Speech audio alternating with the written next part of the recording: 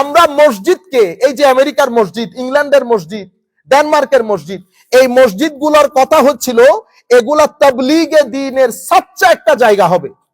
নন মুসলিমের কাছে দ্বীনের সৌন্দর্য প্রসারের জন্য একটা বিউটিফুল প্লেস হবে এই মসজিদ।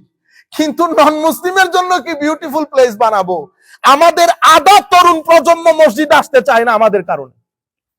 Maximum youth, they are not interested to come to our masjid because of us, because of our behavior, because of our approach. আমি অনেকবার আপনাদেরকে বলেছি কিছুদিন আগে, এদিকে আসো, এদিকে সামনে যাও, সামনে, তোমার এখানে জায়গা খালি আছে না। এটা একটা বিহেভিয়ার হইলো। আপনি কেন এগুলা নিয়ে টানাটানি করেন? মসজিদে আমি আসি তো আমি দেখতেছি মসজিদে কি হচ্ছে, আমাকে আমার কাজটা করতে দেন। অনেক কষ্ট হয় একটা ইউথকে মসজিদ মুখী করতে। আপনি চিন্তা করে দেখেন কখন থেকে আপনি নামাজ শুরু করেছেন। It is really difficult for us, especially in this country. কারণ আমি যে পজিটিভ এনভায়রনমেন্ট পেয়েছি, আমার ছেলেটা সেই পজিটিভ এনভায়রনমেন্ট পাই নাই। ক্লাস 6 থেকে স্কুলের মধ্যে সে কেমনে আখলাককে প্রটেক্ট করে, গড নোস।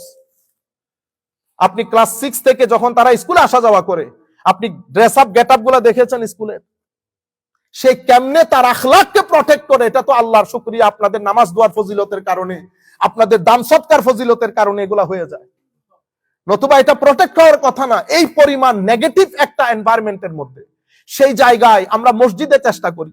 যেমন মসজিদের মধ্যে হঠাৎ আমাদের অনেক স্টুডেন্ট থাকে, এক দুইজন হঠাৎ করে একটু মারামারি করলে এটা আপনারা বরদাস্ত করতে হবে। আপনাদের স্কুলে আমাদের ছেলে, আমার মেয়ে কিছুদিন আগে স্কুলে ব্যথা পায়, চোখ স্ক্র্যাচ হয়ে গেছে। আমি কি ওখানে গিয়ে বলতে পারছি যে লেট মি কল পুলিশ? পারছি বলতে? আপনি বলছেন মসজিদে কেন? আপনি মসজিদকে দুর্বল মনে করেছেন।